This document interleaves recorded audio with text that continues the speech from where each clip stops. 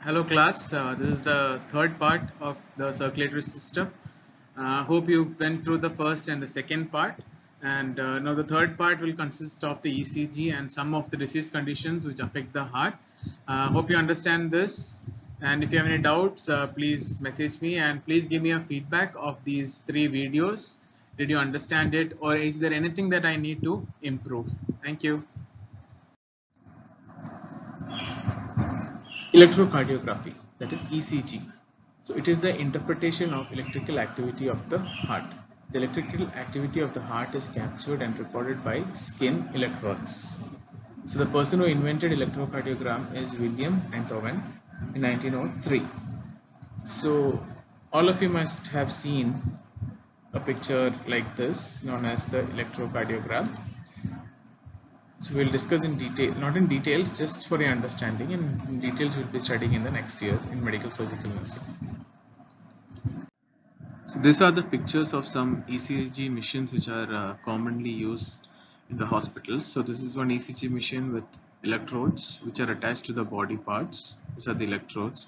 So here you can see in the second picture, these are the chest electrodes which are attached to the chest, and these are the limb electrodes which are attached to the hands and legs. And this is also another picture of an ECG machine. So when you work in a hospital, you will come across all these kind of equipments, and this is known as the ECG machine.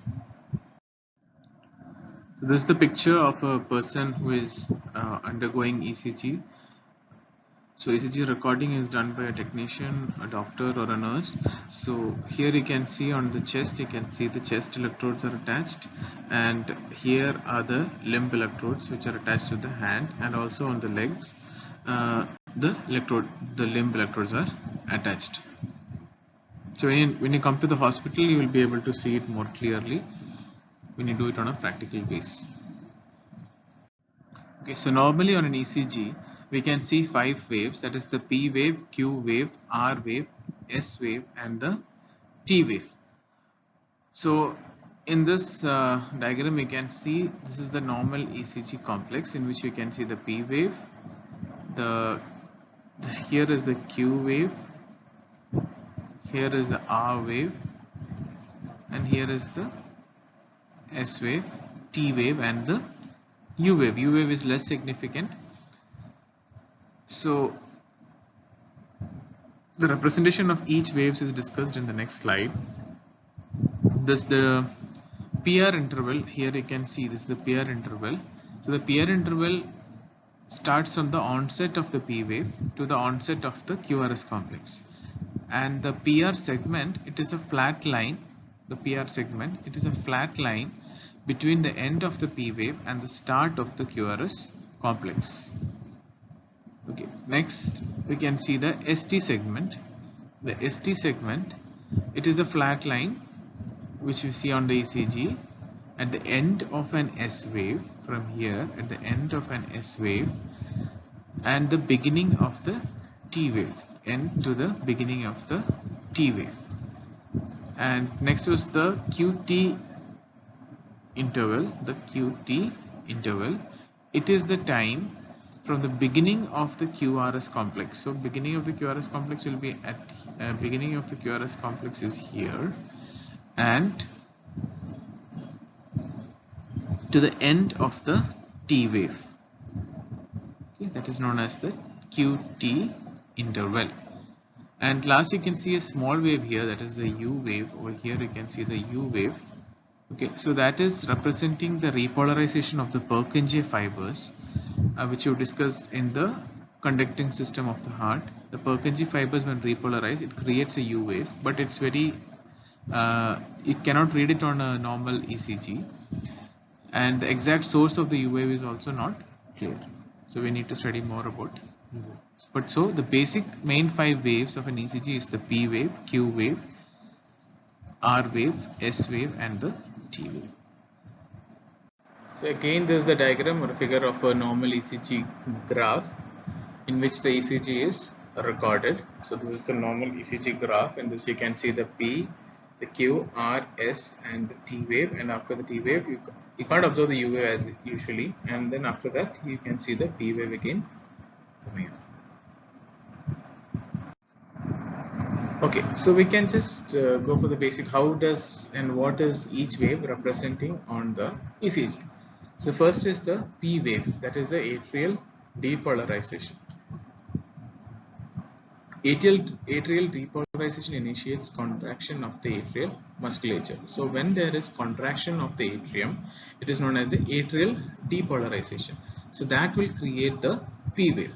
Next is the QRS complex. So individually we don't take this QRS complex, we take it as Q wave, R wave, S wave we are not saying. Individually we won't say it, we will take it as the QRS complex together, as together we'll take. And this QRS complex represents the ventricular depolarization.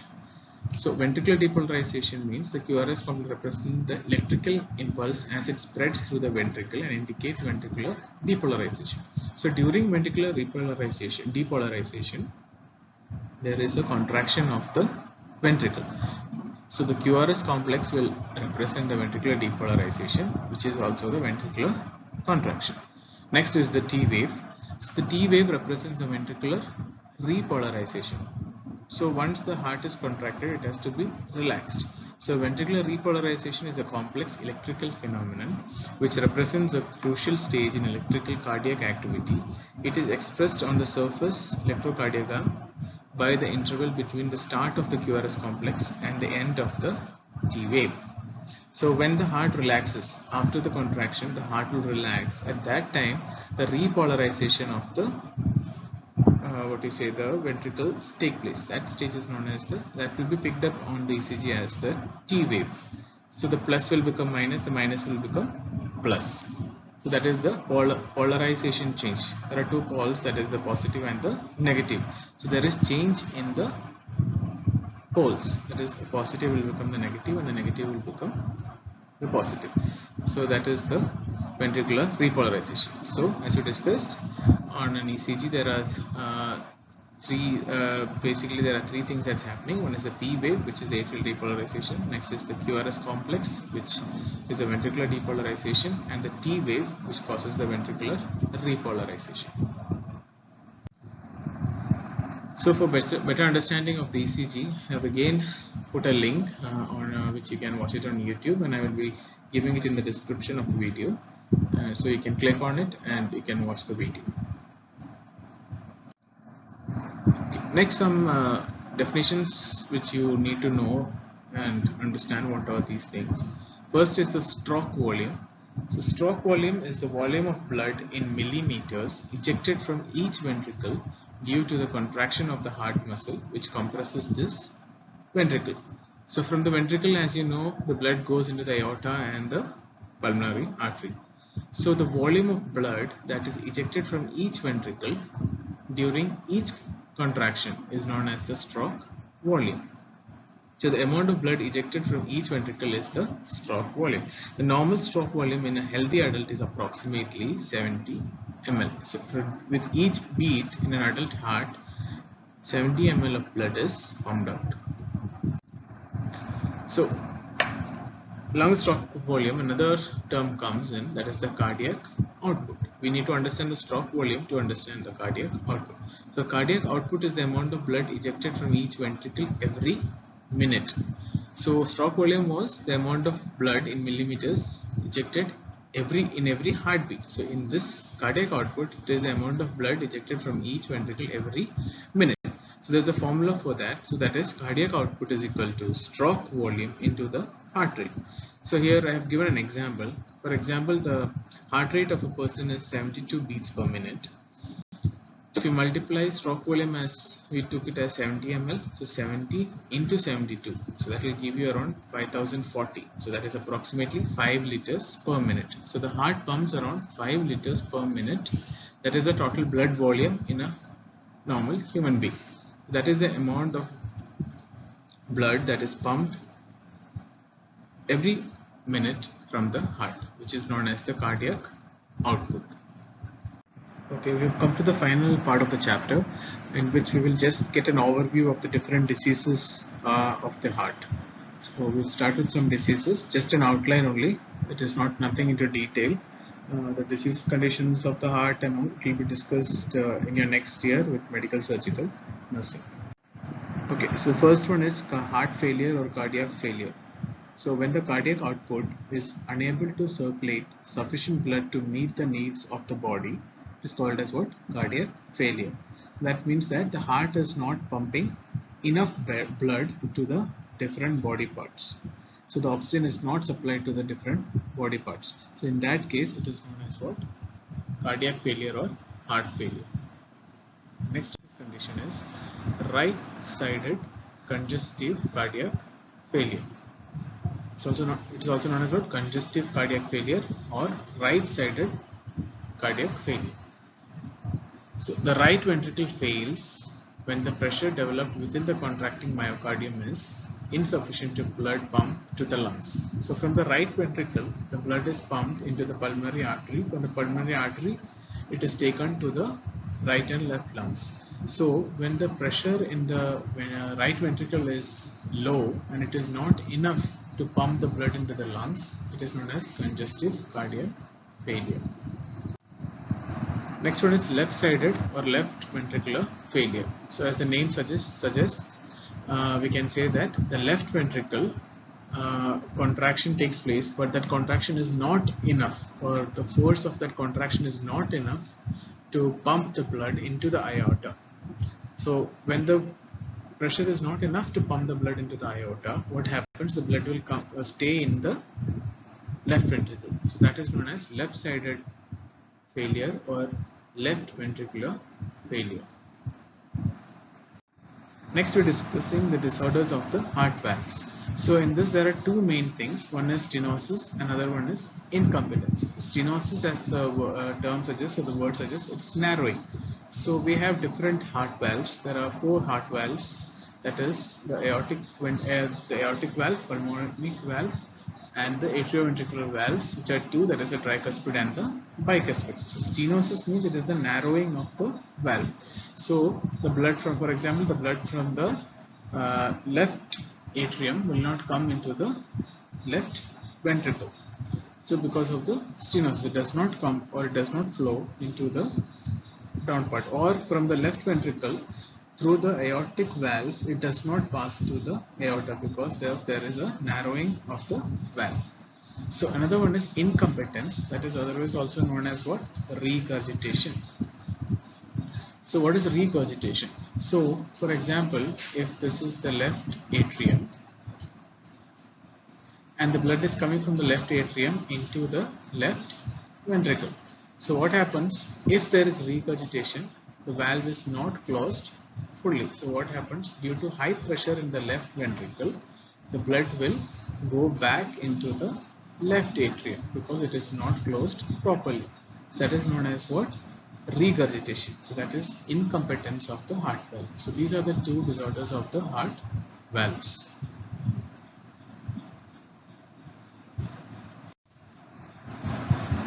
Next condition is ischemic heart disease. Ischemia is a restriction in blood supply to tissues causing shortage of oxygen that is needed for cellular metabolism to keep the tissues alive. So when your tissues does not get enough blood supply, then what will happen? It will lead to shortage of oxygen. When there is shortage of oxygen, the tissues will die, causes necrosis. So this occurs in the mainly ischemic heart disease. It occurs in the coronary artery, as we discussed, the coronary circulation. So atheromatous plaque causing narrowing or occlusion of one or more branches of the coronary artery. This leads to ischemic heart disease because the coronary arteries supply oxygenated blood to the myocardium. So if the narrowing of the coronary artery takes place, there will be shortage of oxygen to the myocardium, which can lead to the death of the tissue. That is known as ischemic heart disease. Next term is angina pectoris. Okay, so it is the term for chest pain. So it is the medical term for chest pain. So chest pain medical term is angina pectoris. So it's a discomfort due to the coronary artery heart disease. This severe chest pain may also radiate to the arms, neck, and jaw. So in this picture you can see this pain is radiating to the neck and jaws and to the left arm basically and to the region. Okay, so this is what is happening in angina pectoris. Angina pectoris is what? Just chest pain. So it is discomfort when the coronary arteries get blocked. The heart will not get enough oxygen. The heart muscles will not get enough oxygen to function. This can lead to what? Severe chest pain. It also radiates to the arms, neck, and jaws. The next condition, which is a very common condition, that is known as the myocardial infarction. All of you will know this condition as heart attack. All of you might have heard of this condition as heart attack. So heart attack's medical term is what? Myocardial infarction. So infarction is tissue death or necrosis due to inadequate blood supply to the affected area. When there is no enough blood supply to the affected area, necrosis occurs. That is known as what? Infarction. Okay. Myocardial infarction is the irreversible death or necrosis of a heart muscle secondary to prolonged lack of oxygen supply or ischemia. So ischemia, which we discussed before, can lead to myocardial infarction. So in ischemia, what happens? The blood is not supplied to the tissue, so there is no enough oxygen supply. Because of that, what happens? There is damage to the myocardium or the heart muscle. Due to damage, it leads to necrosis. Due to necrosis, the heart will stop beating. That is known as myocardial infarction. As we discussed, the cause due to blockage in the coronary arteries. Hope all of you understood what is myocardial infarction. Next disease condition is rheumatic heart disease. It is a secondary disease. So initially the person who is having rheumatic heart disease will have another condition known as the rheumatic fever. The rheumatic fever is caused by streptococcal throat infection. Okay, by streptococcal infection. So what happens is that this our body produces antibodies against any infectious material or any organism or any pathogen. Our body will produce an antibody. So what happens is this antibody will start to damage our own body's connective tissue, which includes also the heart. When the connective tissue, when the antibodies which is produced against the bacteria starts to destroy our own connective tissue, especially of the heart, joints, etc., that leads to what? Rheumatic heart disease. Next is infective endocarditis. So infective means an organism will be present. So it is pathogenic organism such as a bacteria or fungi in the blood may colonize in any part of the endocardium and cause an inflammation leading to endocarditis. So it is simply the inflammation of the endocardium. So any microorganism, any pathogenic organism, it will what? Colonize in the endocardium of the heart and cause inflammation, that is known as infective endocarditis. Next is cardiac arrhythmias. Okay, so arrhythmias, what are rhythm? Rhythm is one continuous tempo movement or a beat, that is known as what? Rhythm. So heart always has a rhythm as lub dub, lub dub. So it goes in a rhythmic wave. So when there is a normal cardiac rhythm, it is known as the normal sinus rhythm. When there is normal cardiac rhythm, it is known as normal sinus rhythm. This variation in the normal sinus rhythm is known as what? Arrhythmias, means variations. The normal sinus rhythm, it can change, it can become fast, it can become slow, it can become uncoordinated, okay, or it cannot, the heart rate doesn't happen only. So these are all what? Arrhythmias. These are termed as arrhythmias. So we'll discuss some of these are the common arrhythmias. First is the sinus bradycardia. This is normal sinus rhythm below 60 beats per minute. So in this case, the rhythm of the heart is normal, but the number of beats is less than 60. In a normal human being, the heart rate is between 60 to 80, the normal heartbeat. So in this case, when it becomes below 60 and the rhythm is maintained, it is known as sinus bradycardia. Then sinus tachycardia. This is again the normal sinus rhythm, which is above 100 beats per minute. In this case, what happens? the number of heartbeat goes above 100 beats per minute. That is known as sinus tachycardia. But the rhythm is still normal. There is no problem in the rhythm. It's beating in a rhythmic manner, but the rate is increasing. That is known as sinus tachycardia. Next is asystole. When there is no electrical activity, no heart rate, and an ECG shows a flat line. Or if you look at the ECG, it shows a flat line. That is known as asystole. So the heart is not beating at all. Next is fibrillation. It is the contraction of muscle fibers occurs in an uncoordinated sequence. So there is, in fibrillation, what happens? The heart is beating. It could be high beat, it could be more, or it could be less, but there is no rhythm. There is no coordination in the heart rate. That is known as what? Fibrillation. That is known as fibrillation. It is uncoordinated sequence of heart rate. So we cannot count the heart rate in a rhythm. We can, when you hear it through the stethoscope, it is not coordinated. That is known as fibrillation. So for the better understanding, the links for the topics which we discussed are given below. So you can just follow these links. It is there in the description of this video. So these are some of the books which I referred for making these slides.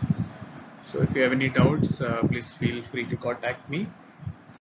Thank you everybody for attending this 3-part lecture on the heart from the unit circulatory system. Hope you all understood it, and please give me a feedback on how can I improve on my lessons. If you have any doubt, please feel free to contact me. Thank you.